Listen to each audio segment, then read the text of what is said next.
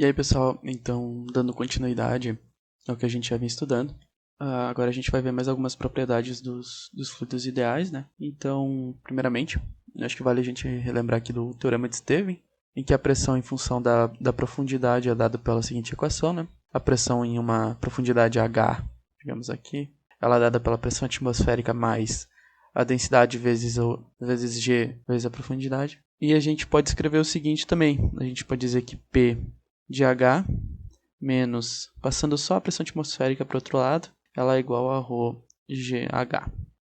Ou seja, a diferença de pressão em dois pontos, em cima a gente tem a pressão atmosférica, né? Por conta da coluna de ar aqui para cima.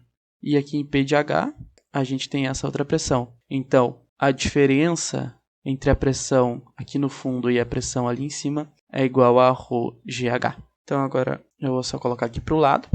Aqui tem aquela mesma situação de antes, a gente tem dois pontos aqui, ponto B e ponto A, separados por uma distância H. Aí aqui também dá para perceber, ó, H, onde eu tô colocando esses pontos, é a profundidade que eu estou no líquido, e a pressão atmosférica que eu estou considerando é bem aqui em cima, né? Então, isso aqui também é uma distância H. Então aqui, nesse caso, eu vou ter os dois pontos A e B separados por uma distância H, e eu tenho que, inicialmente, a pressão, né, Vou desconsiderar a pressão atmosférica aqui, mas pode ser considerada também, né? Se a gente imaginar que está incluso. Mas ela não vai fazer diferença para essas contas. Vai só simplificar, né? Se a gente não utilizar. Então aqui, pelo mesmo raciocínio, eu tenho que PA menos PB é igual a ρGH, onde a H é a distância que separa esses dois pontos. A diferença de pressão é dada por essa equação, né? Entre os dois pontos. Isso antes da aplicação de uma força. Agora, tendo esse êmbolo móvel aqui, né? Que pode comprimir o fluido ideal sempre, né? Eu vou aplicar uma força sobre esse êmbolo e depois da força eu vou ter uma nova pressão, né? Eu vou aumentar a pressão. Se eu estou aplicando uma força, significa que ela está se transmitindo em forma de pressão, né? Então depois da força a gente vai ter um PA' e um PB', que vão seguir a mesma equação, né? Onde a diferença entre eles também vai ser dada por ρGH. Então aqui a gente tem que o PA' ele é dado pela pressão inicial, PA, né? Mais essa variação de pressão ΔPA. Foi o quanto variou depois de ter aplicado a força. PB é com o mesmo raciocínio, né? PB', né? Vale PB mais a variação de pressão que surgiu por conta da aplicação da força. E aí agora a gente vai poder mexer um pouco com essas equações. Então eu vou simplesmente, como aqui é igual a ρGH e aqui também é ρGH, eu vou igualar essas duas equações. Então eu vou ter que PA menos PB é igual a ρGH, que é igual a PA' menos PB'. Agora eu vou substituir PA' e PB' por esses dois valores aqui. Então PA menos PB é igual a ρGH, que é igual a PA mais ΔPA menos PB menos, que tem um parênteses, né? Mais ΔPB.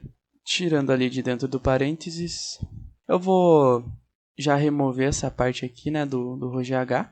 Para simplificar, eu vou trabalhar só com as demais. Então, eu tenho isso aqui, é PA mais ΔPA menos PB menos ΔPB. Agora, eu vou colocar o PA para cá, né? Ele vai passar diminuindo, então vai ficar PA menos PA. E aqui o B vai passar somando, então vai ficar menos PB mais PB. Esses dois vão simplesmente ser igual a zero. Então, eu vou ter zero igual a ΔPA menos ΔPB. Jogando o ΔPB para o outro lado, eu vou ter que ΔPB é igual a ΔPA. E esse é o Teorema de Pascal. O que o Teorema de Pascal está dizendo para a gente? Está dizendo que a variação de pressão no ponto B é igual à variação de pressão no ponto A após uma aplicação de uma força. Em outras palavras, se eu aplico uma pressão nesse fluido, uma força, né, que se transmite na forma de pressão, se eu aplico isso num fluido ideal, em repouso, a variação dessa pressão vai se distribuir em todo o líquido de forma igual. Porque eu posso mudar, posso colocar o A aqui e o B aqui, né? Essa variação vai ser a mesma. Tá? Não é que a pressão vai ser a mesma. A variação vai ser a mesma. Se em B aumentar 3 pascais de pressão, significa que em A vai aumentar também 3 pascais de pressão. Mas se em B antes era 1, vai ficar 4. E em A, se era 2, vai ficar 5 pascal, né? Então, o quanto aumenta é o mesmo em cada ponto. Tá, agora para que vai servir esse Teorema de Pascal? Agora a gente vai ver como que ele é usado aí. Isso aqui é um esquema simples do que é conhecido como prensa hidráulica. É um mecanismo bem simples, mas é muito útil. Ele é a base do funcionamento do macaco hidráulico. Ele pode ser, de certa forma, um multiplicador de força. Em que sentido? Vamos lá. Se eu aplico uma força aqui, uma força F, essa força vai se distribuir aqui na forma de pressão, vai aumentar a pressão no interior de todo o fluido, pelo teorema de Pascal. Aumentando a pressão em todo o fluido significa que eu vou ter uma força aqui também saindo, empurrando esse êmbolo aqui para cima. Eu vou chamar aqui de F1 aqui eu aplico e F2 aqui sai. Eu posso fazer o contrário também, né? Eu posso aplicar aqui e vai sair lá. O teorema de Pascal me diz o seguinte, que a variação de pressão vai ser a mesma nos dois pontos, né? Então eu vou ter a pressão aqui e a pressão aqui.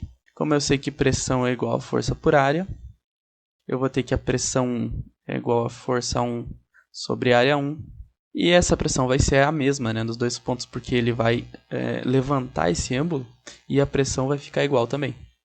Não só a variação da pressão, mas a pressão também. E isso aqui vai ser igual, então, a F2 sobre A2. Opa, perdão, aqui eu tinha errado. Aqui é A1, né? Então eu quero saber quanto que vale F2. Então F2 vai ser...